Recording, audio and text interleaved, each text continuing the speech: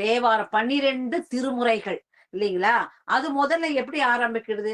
தோடுடைய செவியன் விடையேறியோ தூவெண் மதிசூடி காடுடைய சுடலை பொடி பூசி என் உள்ளம் கவர் கள்வன் ஏடுடைய மலரானுனை நாட்பணிந்து ஏத்த அருள் செய்த பீடுடைய பிரம்மாபுரம் வீவிய பெமானிவனன்றே.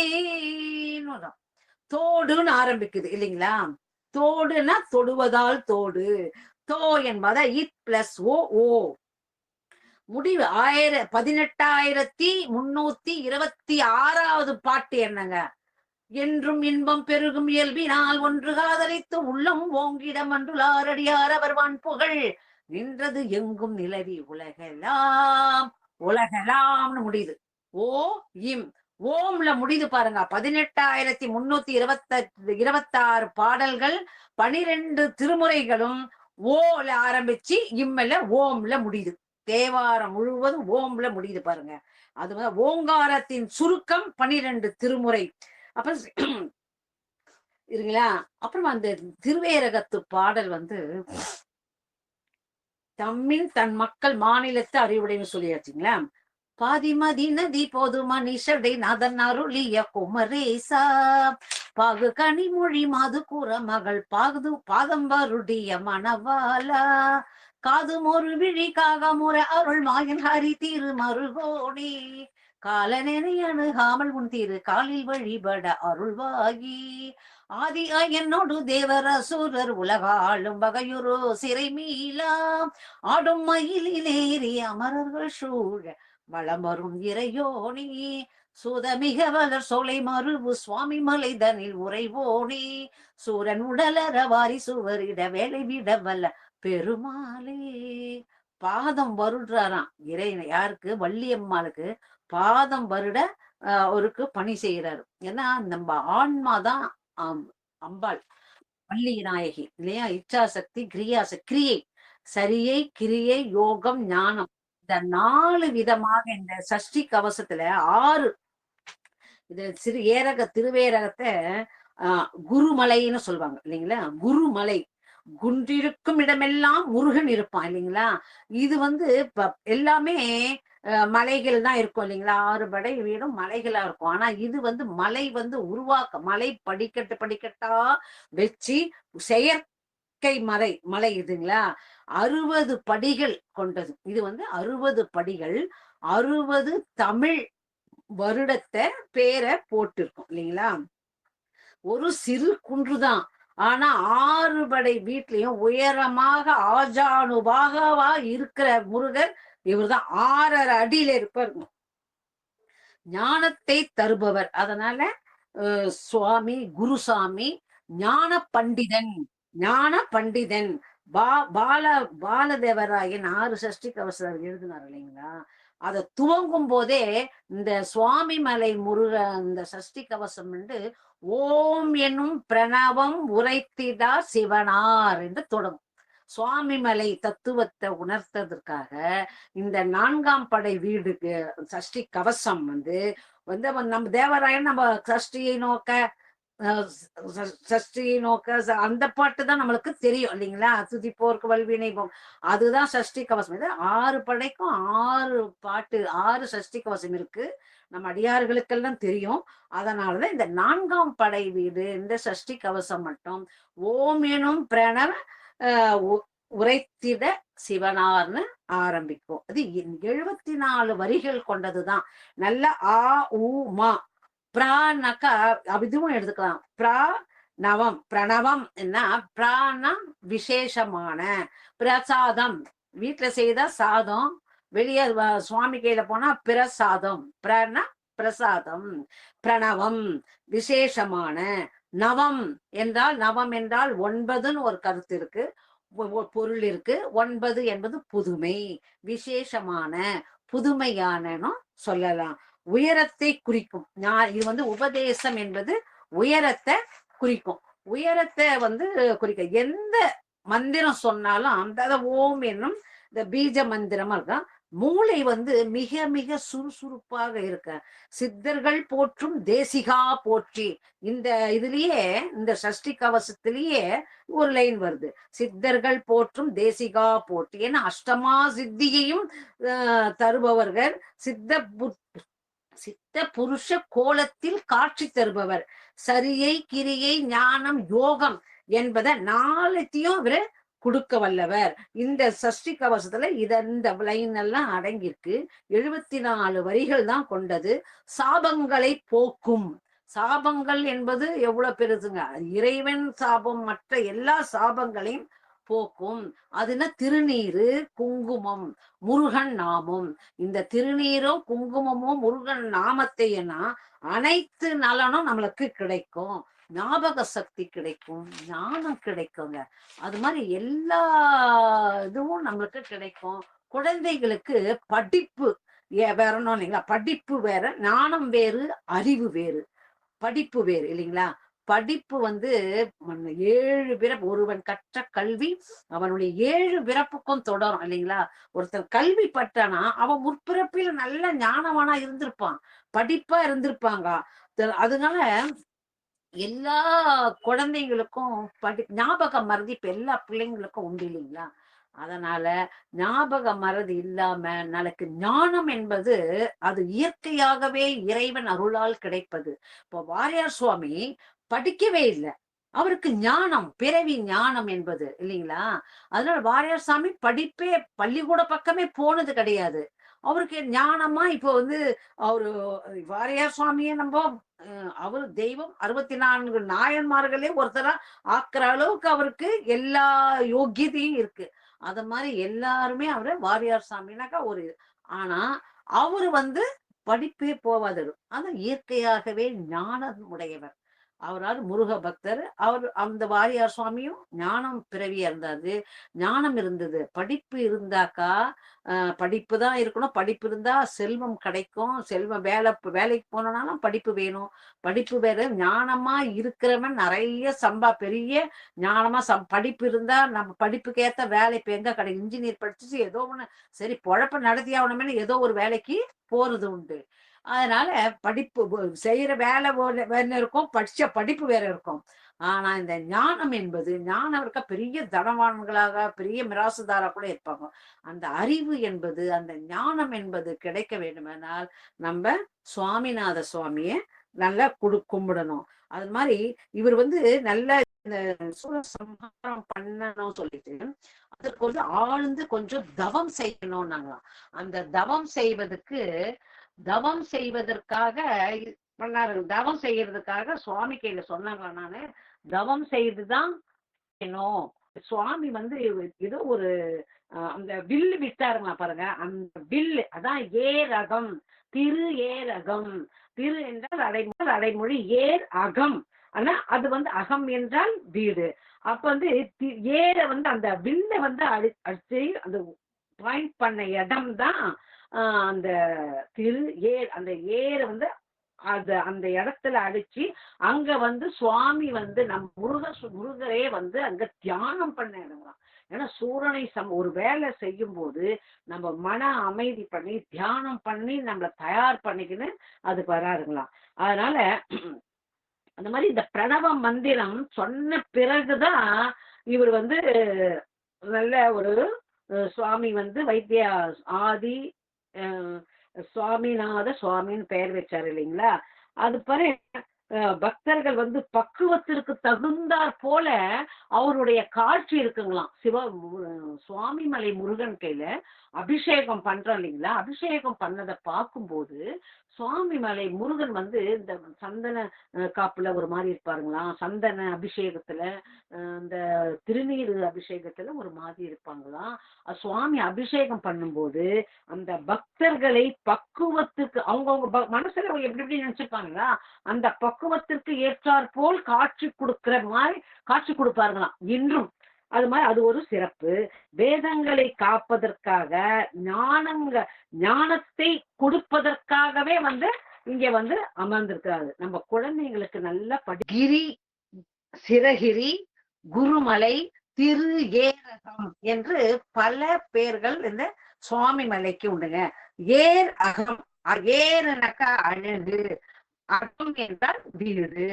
புற அழகு நிரந்தரம் கிடையாதுங்க, இல்லைங்களா? இளமை இப்ப போயிடுச்சுன்னு வச்சுங்களா, மறுபடியும் நம்ம இளமை வராது, இல்லைங்களா?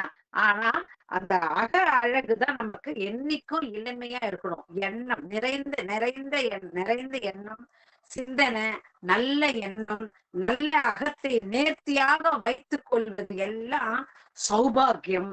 எல்லாத்தையும் அருளாளர்களை நினைப்பது, ரகசியமான இந்த சொற்கள் எல்லாம் தேவையற்ற பேச்செல்லாம் பேசாத நம்ம இருந்தா நம்ம முகம் அழகாக இருக்கும்.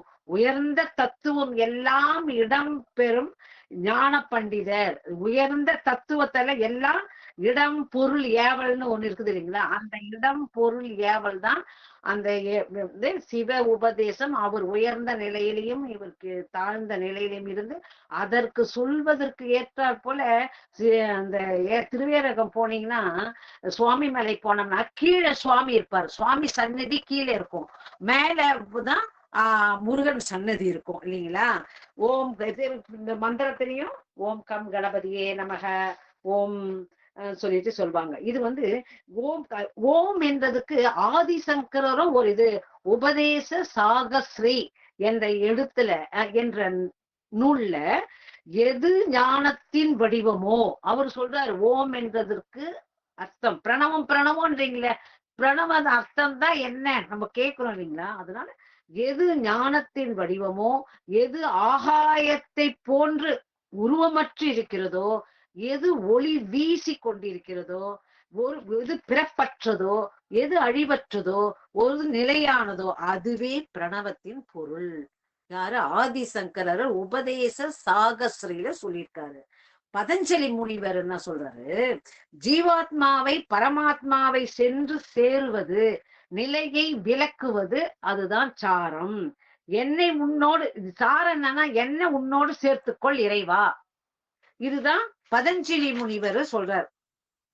எந்த பதஞ்சலி முனிவர் சொல்றாருங்க. அது மாதிரி இந்த ஓம் என்றது கால அளவு சொல்லிட்டேன், ஆயுளை நீட்டிக்கும், நோய்வாய்ப்பட்டு இருக்கிறவங்களையும் தெளிய வைக்கும். இந்த ஏது உயரமான இடத்தில் கொண்டு சொல்றோம், இல்லைங்களா? அது 7 சக்கரம். இந்த ஓம் என்ற மந்திரத்தை நம்ம இந்த மாதிரி இந்த கால அளவு வச்சு சொல்லுங்களா, இந்த ஓம் கொஞ்சம் நீடித்து சொன்னோம்னா அந்த மூச்சு பயிற்சி வராங்க. தனியா உட்காந்து மூச்சு பயிற்சி பண்ண வேண்டிய அவசியம் கிடையாது. இந்த ஓம் என்ற மந்திரத்தை சொன்னாலே இந்த 7 சக்கரமும், மூலாஸ்தானம், சுவாசிஸ்தானம், மணிப்பூரகம், அநாதகம், ஆக்ஞை, விசுக்தி, சகஸ்ரம் என்ற இந்த 7 சக்கரமும் ஒழுங்காக செயல்படும், இல்லைங்களா? இந்த சுவாச காற்றினுடைய வேகம் குறையும். அதனால யோகிகள், முனிவர்கள், சித்தர்கள் மலையின் குகையில தனிமையா உக்காந்து இத உச்சரிப்பாங்க. ஆழ் மனதில் பிரகாசமான ஒரு ஒளி திறக்கப்பட்டு நம்ம இஷ்ட தெய்வம் எதுவோ அது மனக்கண்ணுல நம்ம நிலை நிறுத்தலாமா இந்த மந்திரத்தை சொன்னோம்னா. அதனால இதயம், டாக்டர்களே சொல்றாங்க, இதயம் சரியாக வேலை செய்யறதுக்கு, நாடி துடிப்பு சரியாக வேலை செய்யறதுக்கு, நரம்பு மண்டலம் சரியாக வேலை செய்யறதுக்கெல்லாம் இந்த ஓம் என்ற இந்த பீஜ மந்திரத்தை சொன்னாலே நம்ம உடல் ஆரோக்கியம், தெய்வத்தன்மையும் ஆன்மீகமாவும் இருக்கு. நம்ம உடல் எல்லாமே உடல் பயிற்சி தாங்க நம்மளுக்கு. இப்போ விநாயகரை கும்பிடுறோம் பாருங்க, குட்டு போட்டு தோப்பு கரணம் போடுறோம், இல்லைங்களா? இதுல நினைவின் நரம்பை தூண்டும் நரம்பு இருக்குங்க. அதனாலதான் இப்படி குட்டு போடும் போது அந்த நரம்பை தூண்டுறோம். எதனா ஒண்ணு தொலைஞ்சு போச்சுன்னா பாருங்க, எங்கடா மிச்சம் சொல்லி கேட்கிறேன் பாருங்களா. தையல எதனா தலைவலி வந்துச்சு பாருங்க, இங்க சும்மா அப்படி லேசா தரும். யாருன்னா வீட்டுல வாந்தி எடுத்தாங்கன்னா வச்சுக்கோங்களேன், அம்மா தலையை பிடிமா, தலையன்னா தலையை பிடிக்கிறதுல இந்த நெற்றி பொட்டை பிடிச்சா வாந்தி வர்றது கொஞ்சம் தடுக்கும், அதுங்களா? அதனாலதான் அது மாதிரி எல்லாமே உக்காந்து எல்லாருக்கும் முட்டி வலி வர்றது எதுக்கு காரணம்? அந்த நாள்ல டெய்லி நித்தியப்படி விநாயகரை வணங்குற 3 குட்டு போட்டு டெய்லி தோப்புகரணம் போடுங்க, எந்த வியாதியும் நம்மளுக்கு வராது. இல்லைங்களா? உக்காந்து எழுந்து போடுறோம். தனியா எக்ஸர்சைஸ் தேவையே இல்ல. அதனால உக்காந்து எழுந்துக்கும் போது முட்டி வந்து நம்ம எக்ஸர்சைஸ் பண்ண மாரி இருக்கும். நாம அதெல்லாம் செய்யறதில்ல. அதனாலதான் எல்லாமே முட்டி வலி வந்துருது. இப்ப ஆட்டுக்கல்லு அந்த நாள்ல என்ன கொழுவிய புடிச்சு இப்படி ஆட்டுவோம். இப்போ வந்து ஆட்டுக்கல்லு தான் ஆடுது. கொழுவி அப்படியே நிக்குது. இல்லைங்களா? எல்லாம் மாறி போயிருக்கு. அந்த மாறின உலகில நாமளும் அப்படிதான் பயணித்து இருக்கிறோம். இல்லைங்களா? அதனால அந்த காலத்துல எல்லோருமே ஒரு சயின்டிபிக்கோடு சேர்ந்த வாழ்க்கை தான் நமக்கு அமைஞ்சுது இல்லைங்களா? ஆன்மீகத்தோடு கூடிய இயற்கையோடு கூடி நம்ம வாழ்ந்ததுனால நிறைய பேர் நல்லா இருந்தாங்க. அந்த காலத்துல பாருங்க நான் நிறைய 8 பிள்ளைங்க 10 பிள்ளைங்கன்னுவாங்க. இப்ப 2 பிள்ளைங்கள பசங்க ஓஞ்சு போகுது. அதையும் ஆப்ரேட் பண்ணி சூட்கேஸ திறக்கிற மாதிரி திறந்து எடுக்கிறாங்க. அந்த வழியே வேணாம் இதுவே போதுன்றாங்க. பின்னால வர பின்னுல யாரும் இப்ப கண்டுக்கிறது இல்ல. இந்த பின்னுக்கு நம்ம கவலை இல்லாம இருக்குதா நிம்மதியா போச்சுங்கிறாங்க. அது மாதிரி உலகம் ஆயி போயிட்டு அதனால மனக்கண்ணால நம்ம சுவாமியை உணர முடியுங்களா? அதனால இதயம் சரியாவ இப்ப என்டார்பின் என்ற ஒரு ஹார்மோன் ஹார்மோன் வந்து உடல் முழுதும் ஆரோக்கியத்தை கொண்டாடுதான். இந்த என்டார்பின் என்ற ஹார்மோன் வந்து சுரக்குமா. மூளை சரியாக செயல்பட மூளை சரியாக எல்லா நரம்புமே மூளையில தானுங்க நம்ம இணைஞ்சிருக்குது. அதனால இந்த மந்திரத்தை சொன்னா இந்த என்டார்பின் என்ற ஹார்மோன் சுரக்குதுங்களா பாருங்க. அந்த ஹார்மோன் வந்து மூளையை சரிப்படுத்தும். மூளை சரியாக செயல்பட வைக்குங்களாம்.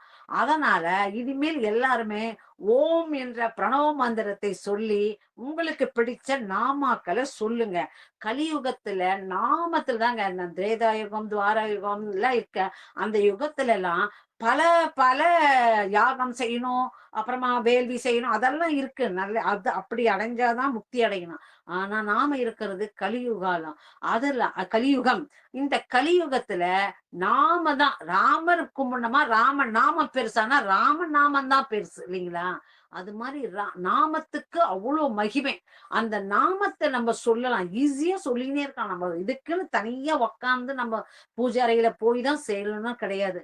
நம்ம டைம் வேஸ்ட் பண்ணாம நம்ம சாமான் தொழுக்கும் போது, துணி துவைக்கும் போது, பஸ் ஸ்டாண்ட்ல நிக்கும் போது வீண் பேச்ச நம்ம நாமத்தை நம்ம சொல்லிக்கிட்டே இருந்தோம்னா நம்ம சிந்தனைகள் பல இதுக்கு போகாது.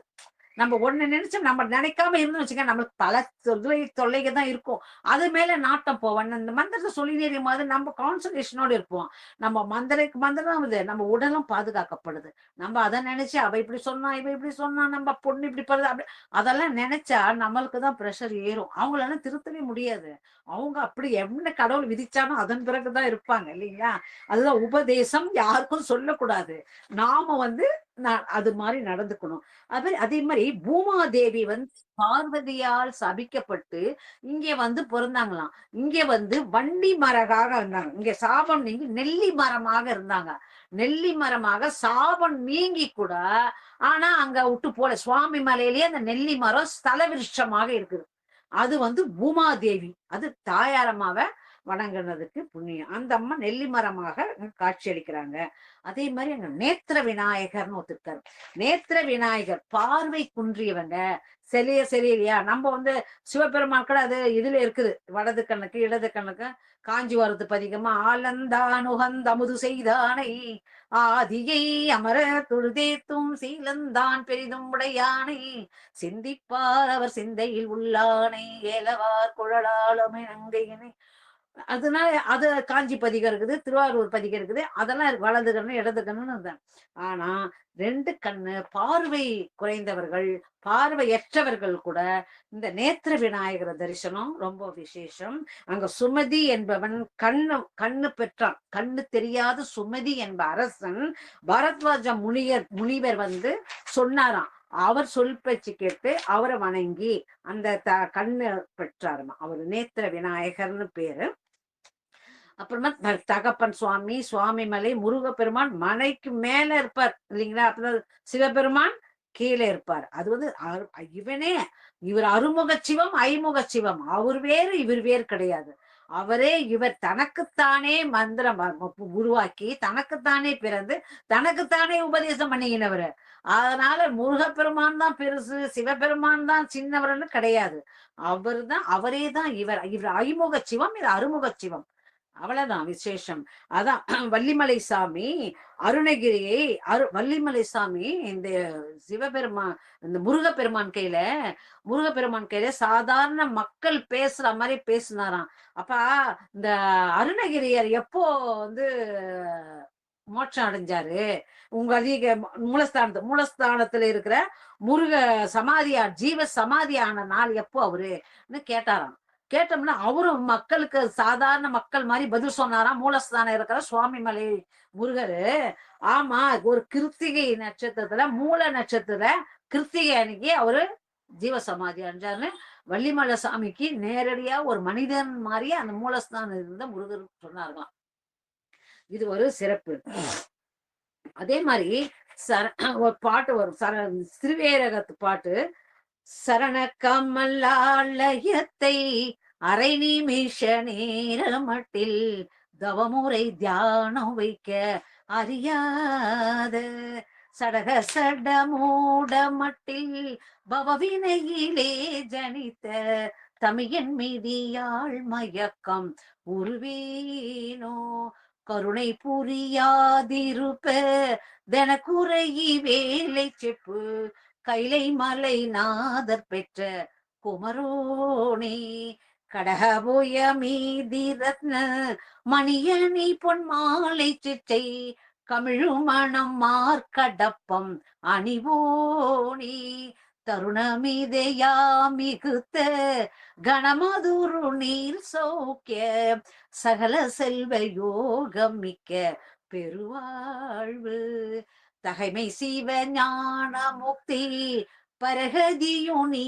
கொடுத்து உதவி புரியவே நினைத்த மயில் வீரா அருணதல்ல பாத பத்மம் அனுதினமுமே துதிக்க அரிய தமிழ் தான் அளித்த வடிவேலா அதிசயம் அநேகமுற்ற பழனிமலை மீதுதித்த அழகா திருவேரகத்தின் முருகோனே.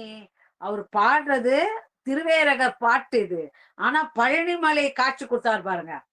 எங்க நின்னாலும் இப்ப நாம கூட எங்கன்னா நின்னாக்கா நம்ம மனசுல இருக்கிற முருகன் நம்மளுக்கு தோன்றுவான். நாம எந்த வடிவில நாம சாமி கும்பிடுறோமோ அந்த வடிவில முருகன் நம்ம காப்பாற்றுவான் என்றதுதான் இதனுடைய தாற்பயம். சகல செல்வ யோகமிக்க பெருவாழ்வு இல்லைங்களா. அப்புறம் சிவாய நம்மனா பரகதிக்கு முக்தி.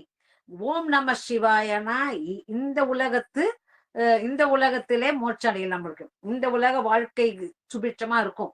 ஓம் நம சிவாயா. சிவாய நமனா நாம அவ்வுலகுக்கு போறதுக்கு அந்த மந்திரம். ஆனா ஓம் சரவண பவா என்பது இகபர சௌபாகியத்தை அளிப்பார் இல்லைங்களா. இரபர சௌபாகியத்தை அளிப்பாரு.